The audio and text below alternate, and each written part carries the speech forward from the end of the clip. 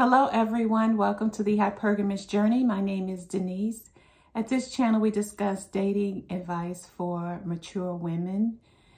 As we know, maturity is a mindset, as is hypergamy a mindset.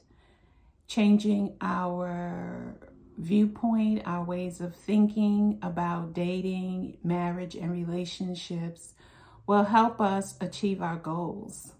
Keep in mind, I'm on this journey with you. So let's jump right into it. As you know, I've been doing a series of videos, there will be 17 in all, regarding Kevin Samuel's points gleaned from the video, his video entitled, "Who Are You to Rate Women?" And at the end, I will just put them all the points in a playlist so that you can review them again, or new people, new viewers, new subscribers can view them all in one place. And maybe I'll do that after this video. So I have 17 points. I am on point number 10. And in the video entitled A Breakdown of a Kevin Samuel's Video, that's where I list all 17 points.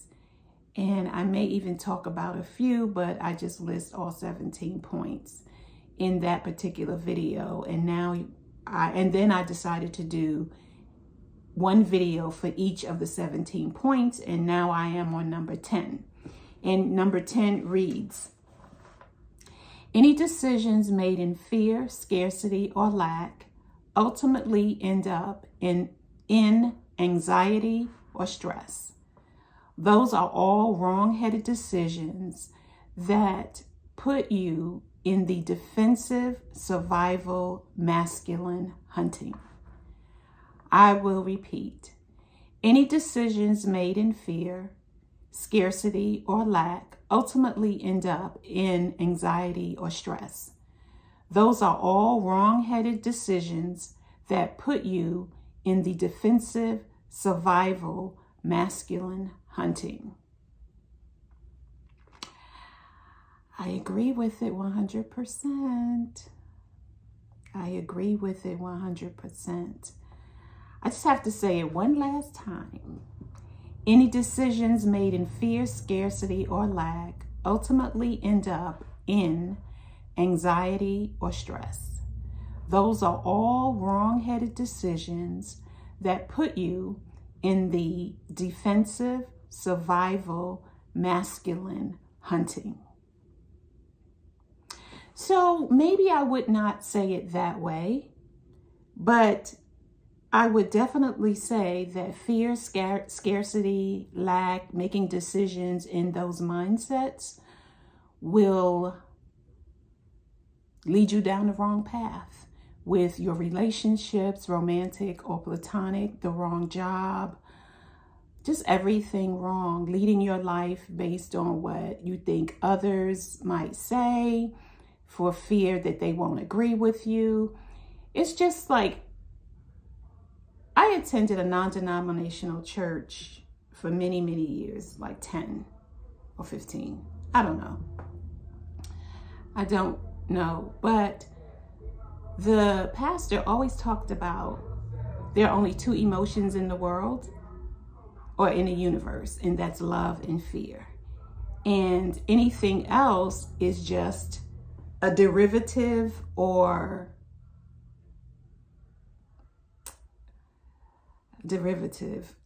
is really just based off of those two emotions. So meanness is fear. Frenemy statements, fear.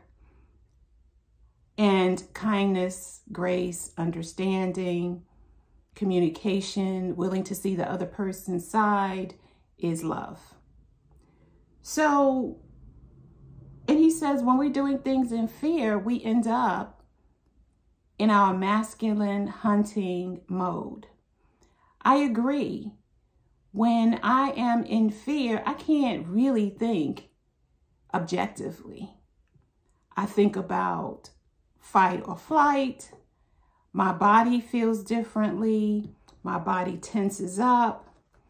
I am in a negative state of mind. So all of my thoughts that I'm ruminating and running through my mind are all on the negative hamster wheel. We've seen those cages where the scientific experimental hamster that really looks like a rat to me is going around the wheel. And scientists are,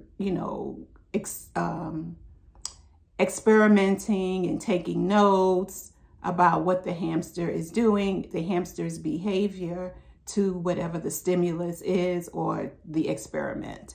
So when we're in fear, we're constantly thinking about the negative, what could happen, what bad things could happen if we go down this, if we make this choice, what bad things could happen if we choose choice number 2, what bad thing can happen if we choose choice number 3.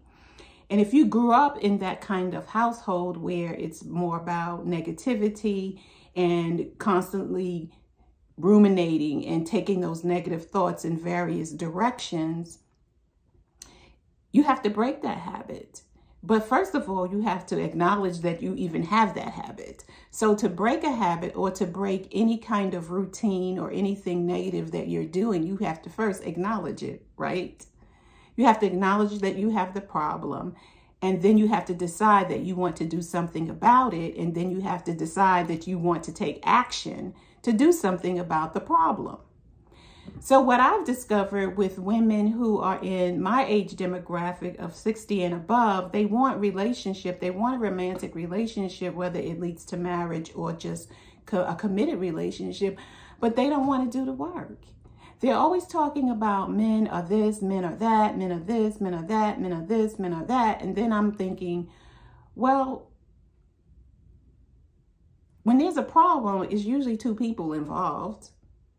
It's you and the person. So are you looking at yourself to see what you're doing wrong? Especially if you want a relationship. Now, if you're happy being single and you don't care about being in a romantic partnership with a man, all right, then I'm not talking to you, and good that you know what you want. But if you want a marriage, a committed relationship with a man, men are not always the problem. We have to look at ourselves. And what I started to do was say to myself is that I love men. Now that I understand them. Now that I understand men, I love them. Or at least I have a better understanding of them. And they're beautiful creatures, just like we are. They have their idiosyncrasies just like we do. But Kevin Samuel has a point. When we are scared, fearful, we are in our masculine hunting energy. So that means we have, let's think about when a man hunts, okay?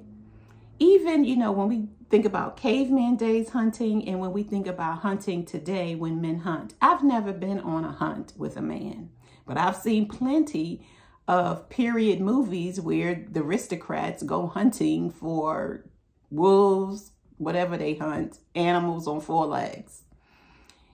And they talk about it.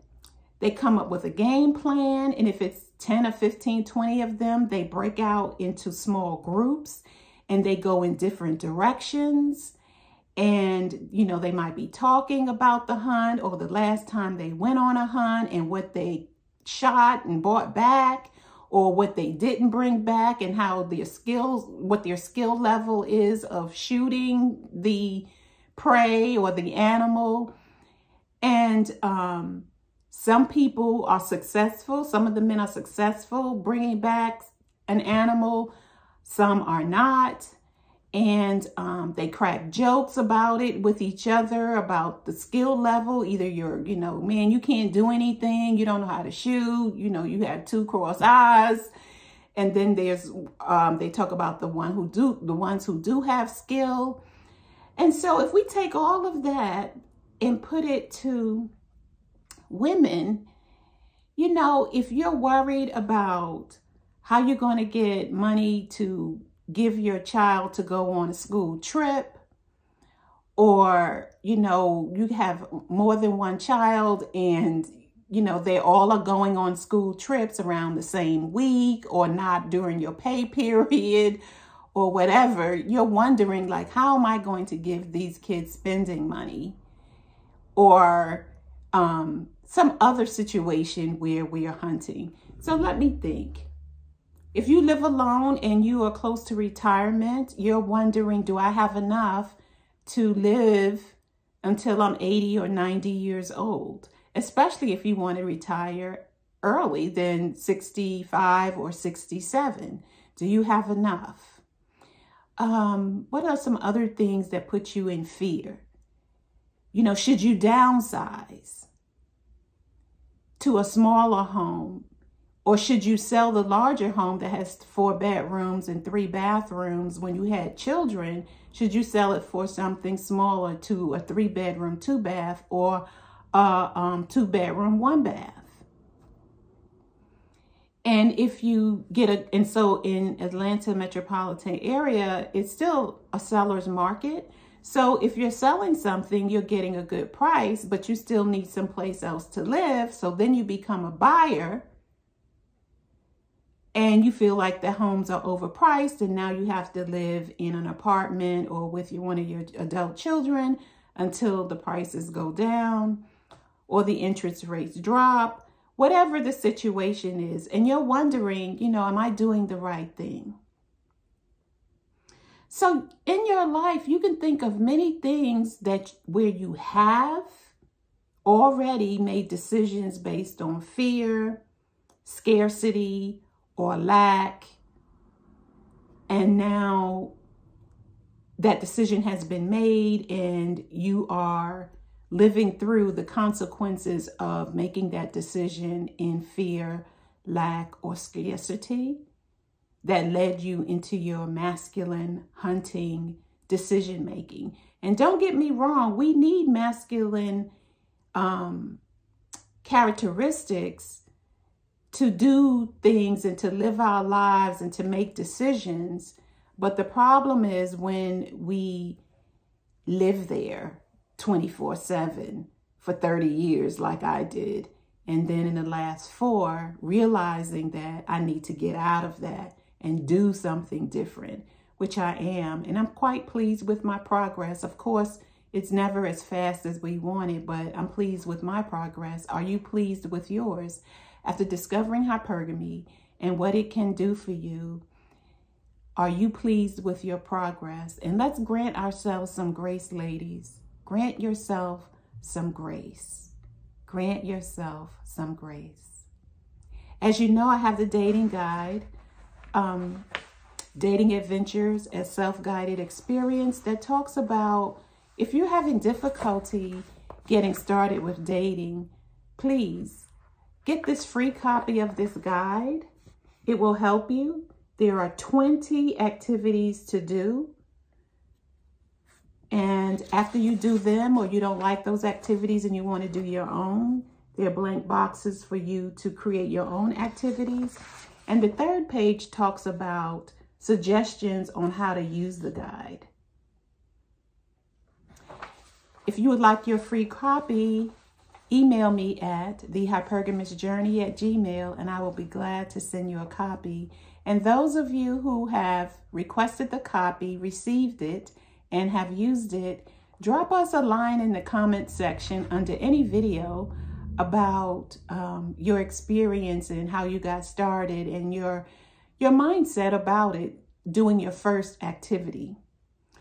Okay, thank you for watching. And of course, I have the journals on Amazon, the affirmation journals. This one I'm using now, Life is What I Make It, sweet, juicy, and fun. And that was based on the oranges and lemons and the citrus fruit that I juiced, and the juice kind of burst open when the slices hit, when the juicer's pressure hits the slices of fruit. So yeah, Amazon is there for the affirmation journals. And if you would like the dating guide, don't hesitate to email me so that I can send you a copy of the dating guide, the dating activities, at thehypergamousjourney@gmail.com. Don't forget to like, subscribe, and share, and click on the notification bell for new videos. I will see you in the next one. Bye. Why is that happening like that? Oh, because it's right here.